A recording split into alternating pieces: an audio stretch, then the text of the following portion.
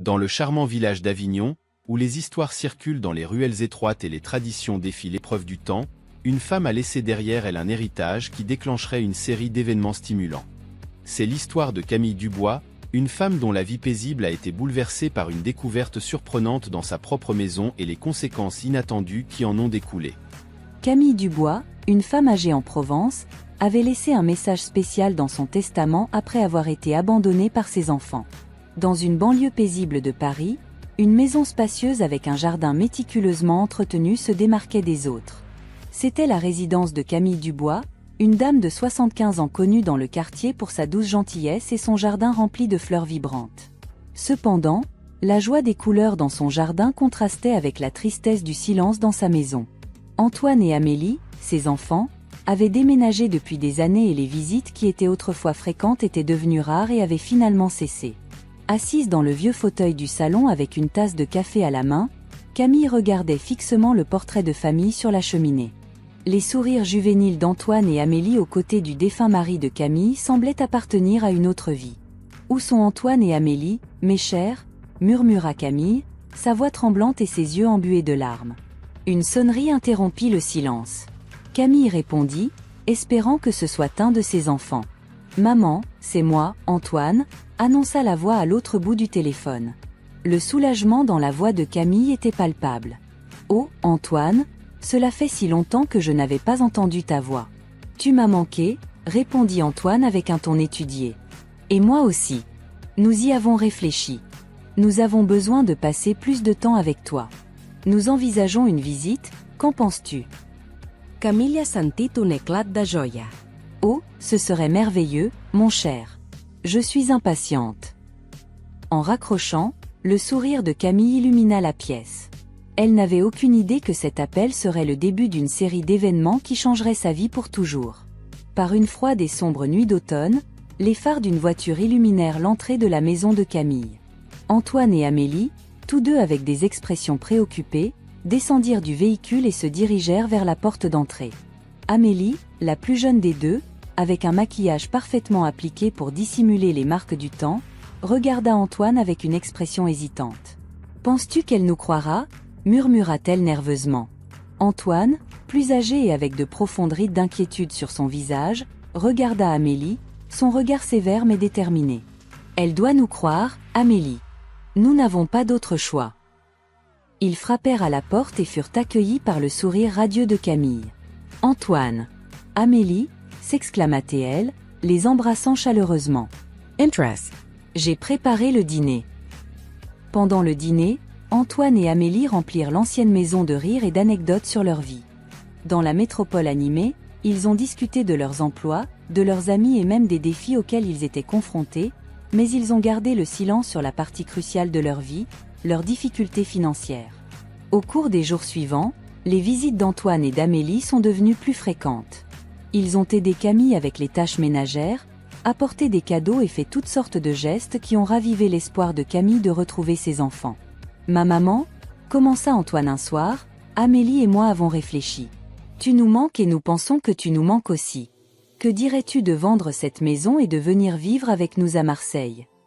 Camille, surprise par la suggestion, regarda ses enfants, des larmes de joie coulant de ses yeux. Elle pouvait à peine croire ce qu'elle entendait. La possibilité de vivre à nouveau avec ses enfants était tout ce qu'elle voulait. Cependant, elle n'avait aucune idée que ses rêves étaient sur le point de se transformer en cauchemar. Pendant des jours, Camille a réfléchi à la proposition d'Antoine et d'Amélie.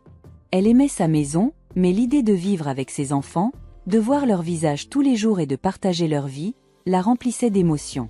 Finalement, un soir, elle prit une décision. « Antoine, Amélie, j'ai beaucoup réfléchi à ce que vous avez dit, » commença Camille, sa voix tremblante, « et j'ai décidé de vendre la maison et de venir vivre avec vous. » Les frères et sœurs échangèrent des regards furtifs, leurs visages cachant la satisfaction qu'ils ressentaient. « Oh maman, nous sommes tellement heureux !» s'exclama Amélie, se levant pour embrasser Camille. « Tu adoreras Marseille, j'en suis sûre. » Avec la décision prise, les choses se sont déroulées rapidement. La maison a été mise en vente, à la surprise de Camille, elle a été vendue en peu de temps. Elle se retrouva entourée de boîtes et de paquets, ses affaires étant emballées pour le déménagement. En rangeant ses albums de photos, Camille ressentit une pointe de tristesse en disant au revoir à la maison qui avait été la sienne pendant tant d'années. « Ce lieu va me manquer », dit-elle doucement, caressant le cadre d'une vieille photo. « Ne t'en fais pas maman », dit Antoine, passant un bras réconfortant autour de ses épaules. « Tu adoreras Marseille, et surtout, nous serons ensemble. » À ce moment-là, Camille ne remarqua pas le regard complice échangé entre Antoine et Amélie. Elle était loin d'imaginer la véritable intention derrière leurs paroles réconfortantes. Le grand déménagement arriva enfin. Camille, mêlant excitation et nervosité, dit au revoir à sa maison et au quartier qu'elle aimait tant. Antoine et Amélie l'accueillirent dans leur voiture et l'emmenèrent dans la trépidante Marseille. « Hey maman, tu vas adorer la vue depuis notre appartement », dit Amélie, essayant d'alléger l'atmosphère lourde. « Et les parcs, les magasins, tout sera nouveau et excitant. » En arrivant, Camille ne trouva pas un confortable appartement, mais l'entrée d'un grand château de Fontainebleau. Les murs peints en couleur pastel, les jardins bien entretenus. « Antoine, Amélie, il doit y avoir une erreur, » dit Camille, perplexe. « C'est une maison de retraite, maman, » commença Antoine, sa voix tremblante, évitant son regard. « Nous sommes tellement désolés de ne pas avoir été honnêtes dès le départ. Nous ne pouvons pas accueillir une autre personne dans notre appartement, et avec l'argent de la vente de ta maison, nous avons pu t'assurer un séjour sûr et confortable ici. » Le cœur de Camille se serra. Elle regarda Amélie, espérant voir un signe que c'était juste une mauvaise blague, mais le visage d'Amélie était sérieux, ses yeux remplis de larmes. « Maman, nous sommes tellement désolés, » dit Amélie, les larmes coulant sur son visage. « Nous te promettons de te rendre visite dès que possible. » Et ainsi, Camille se retrouva seule, abandonnée à l'entrée de la maison de retraite. Elle ressentit une profonde tristesse, une sensation de trahison qui la laissa perplexe. Avec des larmes coulant sur son visage, elle entra dans le nouvel endroit qui serait son foyer, sans savoir que ce triste tournant dans sa vie allait la mener à de nouveaux départs surprenants. La vie dans la maison de retraite fut un grand changement pour Camille. Elle regrettait la liberté de sa propre maison, la familiarité de son jardin, et surtout, l'espoir d'être à nouveau avec ses enfants. Mais elle était une femme au fort caractère et décida de faire face à la situation. Un après-midi, alors qu'elle était assise dans le jardin de la maison de retraite, Camille vit une vieille maison à vendre de l'autre côté de la rue. Quelque chose dans cette maison attira son attention, elle semblait aussi solitaire qu'elle. Se rappelant ses économies cachées, Camille décida d'acheter la maison. Quand elle partagea la nouvelle avec ses enfants, ils rirent, doutant de la capacité de Camille à s'occuper d'une vieille maison inhabitée.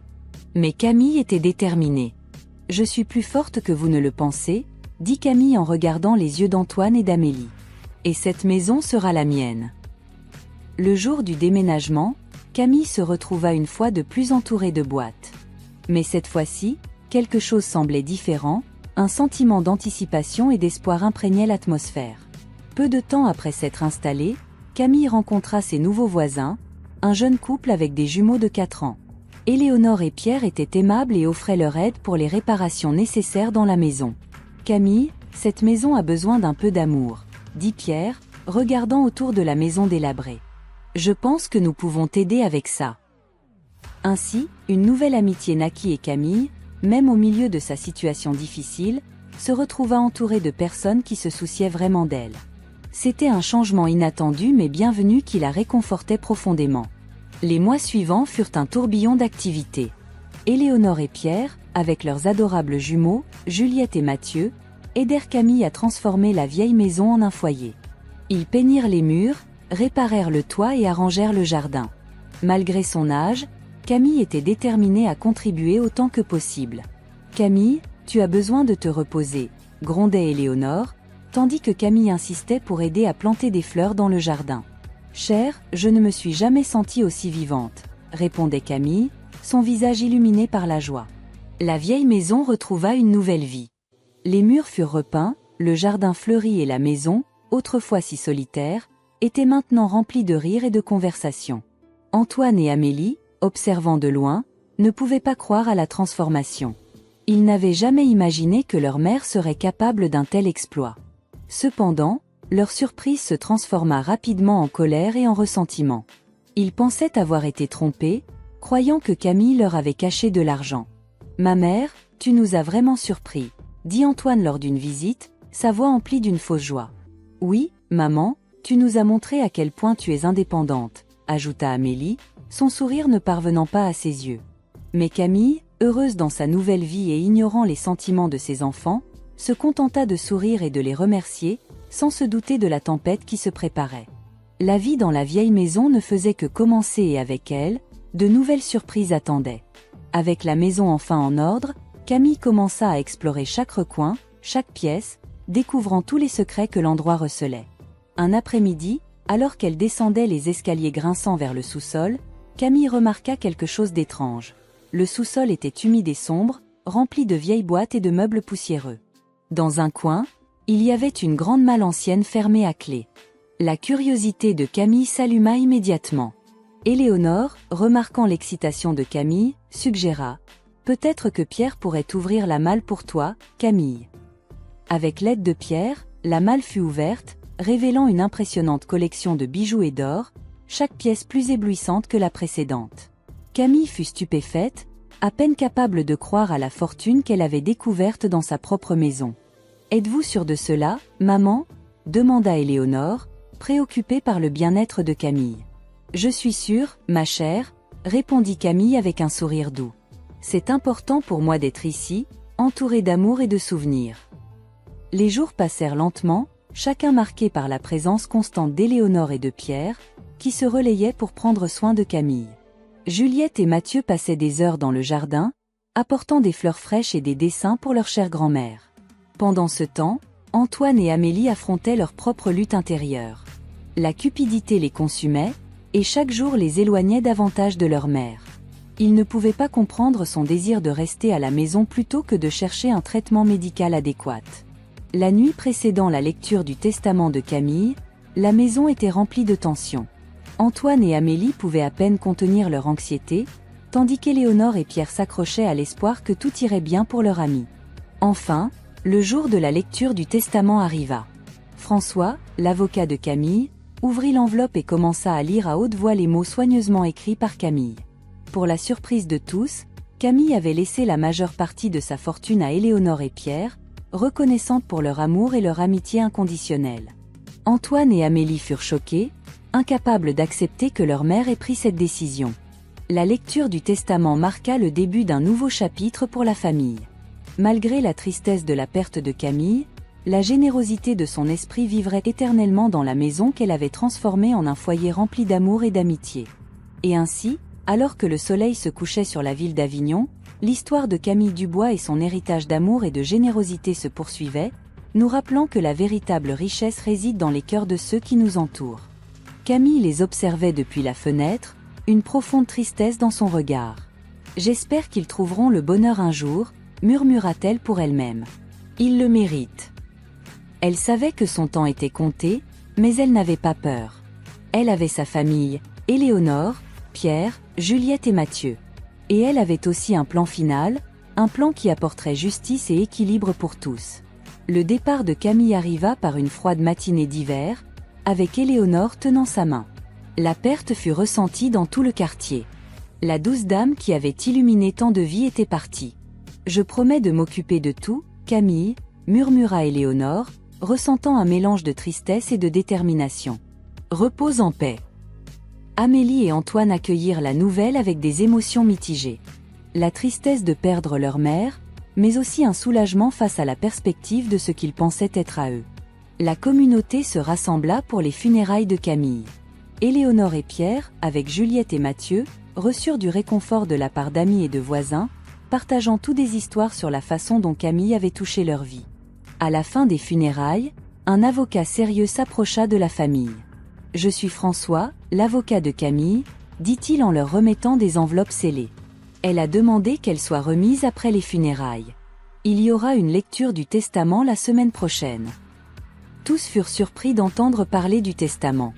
Éléonore et Pierre échangèrent des regards, tandis qu'Amélie et Antoine peinaient à contenir leur impatience. « Merci, monsieur François », dit Éléonore, acceptant les enveloppes avec gratitude.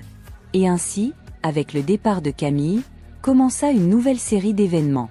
Le dernier acte de Camille commençait à peine à se dérouler, promettant de surprendre tout le monde avec ses révélations finales.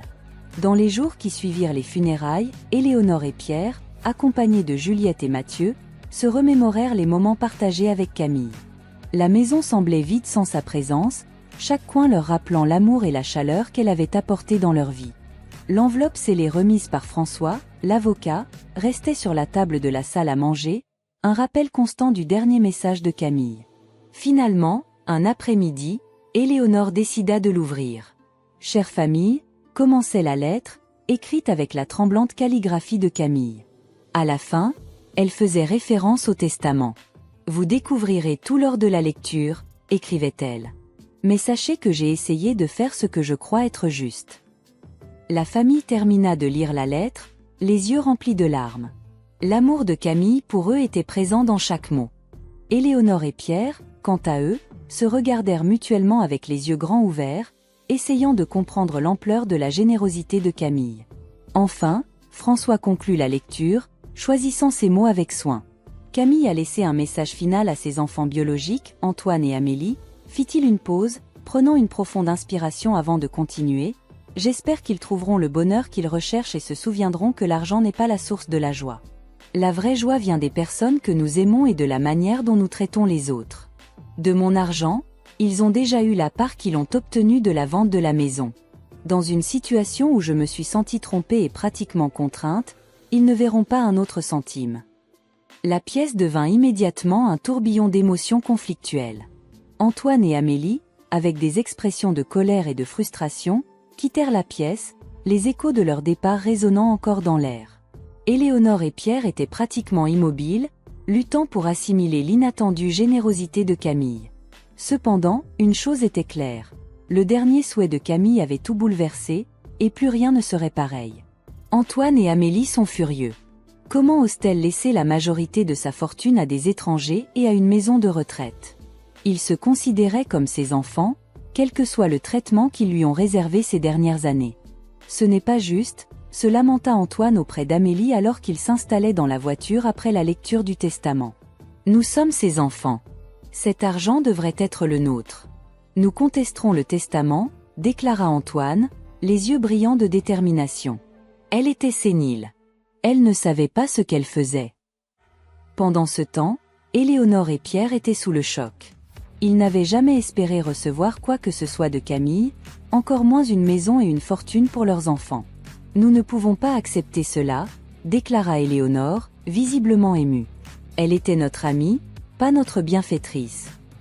Je suis d'accord, Éléonore, répondit Pierre, lui prenant la main, mais peut-être pouvons-nous utiliser cette fortune pour faire quelque chose de bien, comme Camille aurait voulu.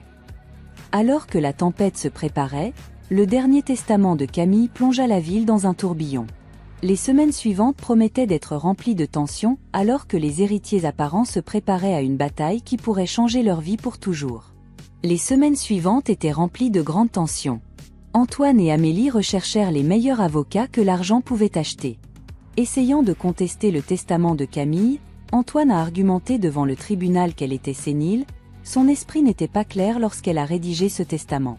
D'autre part, Éléonore et Pierre, accompagnés de l'avocat François, étaient prêts à défendre le testament de Camille. Votre honneur, Camille Dubois était totalement consciente de ses actes. Toute cette réclamation n'est qu'un acte de cupidité, a plaidé François. Les séances au tribunal étaient intenses. Des témoignages ont été entendus, des preuves ont été présentées et les nerfs étaient à vif. Finalement, le juge a rendu son verdict après avoir examiné toutes les preuves et les témoignages.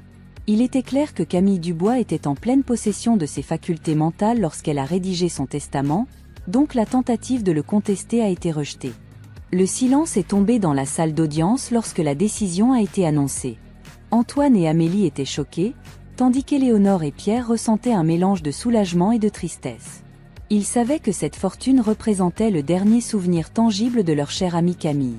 Ce n'est pas fini, grogna Antoine à Éléonore et Pierre en sortant du tribunal. Je porterai cela devant la cour d'appel.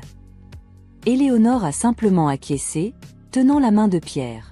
Il savait qu'il avait encore un long chemin à parcourir, mais pour l'instant, la justice avait prévalu. Le testament de Camille serait exécuté comme elle l'aurait souhaité.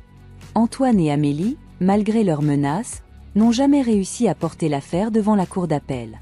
La défaite au tribunal local avait épuisé leurs ressources et la réalisation que leur cupidité les avait conduits à perdre le dernier lien avec leur mère les a frappés durement. Ils ont quitté la ville, disparaissant dans l'ombre de leur propre vie. D'autre part, Éléonore et Pierre se sont engagés à honorer l'héritage de Camille de la manière la plus significative possible. Ils ont investi l'héritage de leurs enfants dans l'éducation et ont créé un fonds de bourse pour les enfants défavorisés de la ville. La maison de Camille a été rénovée, devenant non seulement un foyer pour la famille, mais aussi un symbole de l'amour et de la générosité de Camille. Je ne sais pas si nous méritons tout cela, a déclaré Éléonore un après-midi en regardant ses enfants jouer dans le jardin. Ce n'est pas une question de mérite, a répondu Pierre, la prenant dans ses bras. C'est ce que nous en faisons. Camille nous a donné l'opportunité de faire une différence. Et c'est ce que nous allons faire. En fin de compte, l'histoire de Camille Dubois a servi de rappel à toute la communauté, un rappel que la véritable richesse ne vient pas des biens matériels, mais de l'amour et de la bonté que nous partageons avec les autres. Sa mémoire a continué de vivre non seulement dans la maison magnifiquement restaurée ou dans les bourses octroyées, mais aussi dans les cœurs de ceux qu'elle a touchés avec sa générosité et son amour. Et comme toujours, la vie a continué dans sa chère ville, un endroit avec de grandes histoires et des leçons de vie encore plus grandes. Jusqu'à la fin, Camille Dubois a veillé à ce que son histoire soit une histoire d'espoir, d'amour et de générosité, une histoire qui continuera d'inspirer les générations futures. Camille Dubois, une femme au cœur courageux et à l'âme généreuse, a toujours été une présence chaleureuse dans sa communauté. Après avoir perdu son époux, elle s'est consacrée à l'éducation de ses 2 enfants, Antoine et Amélie, avec tout l'amour et le dévouement. Cependant, avec le temps, la relation avec ses enfants est devenue de plus en plus distante. Pendant ce temps, Camille a trouvé réconfort et amitié chez ses voisins, Éléonore et Pierre Martin, un jeune couple avec 2 enfants en bas âge. L'amitié entre les familles a grandi, et Camille a trouvé en leur compagnie une nouvelle source de joie et de soutien. Au fil des ans, la santé de Camille a commencé à décliner et la solitude est devenue sa compagne constante. Cependant, sa détermination à affronter les défis de la vie est restée inébranlable. C'est pendant ces moments difficiles que Camille a fait une découverte surprenante dans sa propre maison, un vieux coffre rempli de bijoux et d'or. Cette découverte a non seulement changé sa vie, mais aussi celle de sa famille et de sa communauté. Déterminée à utiliser sa fortune pour le bien, Camille a rédigé un testament qui a surpris tout le monde. Alors que ses enfants biologiques, Antoine et Amélie, attendaient d'hériter de sa richesse, Camille a laissé la plus grande partie de sa fortune à Éléonore et Pierre, ainsi qu'à leurs enfants, Juliette et Mathieu. La nouvelle du testament de Camille a secoué la communauté, déclenchant un conflit juridique entre les héritiers. Antoine et Amélie ont tenté de contester le testament, prétendant que leur mère n'était pas en pleine possession de ses facultés mentales lorsqu'elle l'a fait. Pendant ce temps, Éléonore et Pierre ont défendu les dernières volontés de Camille, déterminés à honorer son héritage de générosité et d'amour. Après une bataille juridique intense, le verdict final a été annoncé, confirmant la validité du testament de Camille. Pour Antoine et Amélie, ce fut une amère défaite, tandis qu'Éléonore et Pierre ont ressenti un mélange de soulagement et de gratitude. Maintenant, avec la poussière du litige juridique retombée, tous étaient confrontés au défi de vivre selon les dernières volontés de Camille et de continuer son héritage d'amour et de générosité. Et ainsi, l'histoire de Camille Dubois arrive à une conclusion émouvante. Après une vie pleine de défis et de rebondissements, Camille laisse un héritage d'amour et de générosité qui résonnera à travers les générations. Son testament, bien que controversé, était la preuve ultime de sa détermination à faire le bien. Alors que ses enfants biologiques, Antoine et Amélie, luttaient pour une part de la fortune, Éléonore et Pierre ont reçu le plus grand cadeau de tous, la reconnaissance de l'amour et de l'amitié qu'ils partageaient avec Camille. Alors que la poussière du jugement retombait et que la vie reprenait son cours, la ville d'Avignon devenait témoin du pouvoir du pardon et de la véritable justice. Et maintenant, chers spectateurs, je vous demande de laisser votre like sur cette vidéo et de vous abonner à la chaîne Histoire de la vie pour plus d'histoires émouvantes comme celle-ci. Chers amis, avez-vous déjà ressenti l'amour de Dieu dans votre vie? Il a donné son Fils, Jésus-Christ, comme un cadeau pour nous sauver du péché et nous donner la vie éternelle. Si vous n'avez pas encore accepté Jésus comme votre seul et unique sauveur, aujourd'hui est le jour du salut. Ouvrez votre cœur à lui et expérimentez l'amour qui ne déçoit jamais. Basé sur l'évangile de Jean 3h16. Car Dieu a tant aimé le monde qu'il a donné son Fils unique, afin que quiconque croit en lui ne périsse pas, mais qu'il ait la vie éternelle.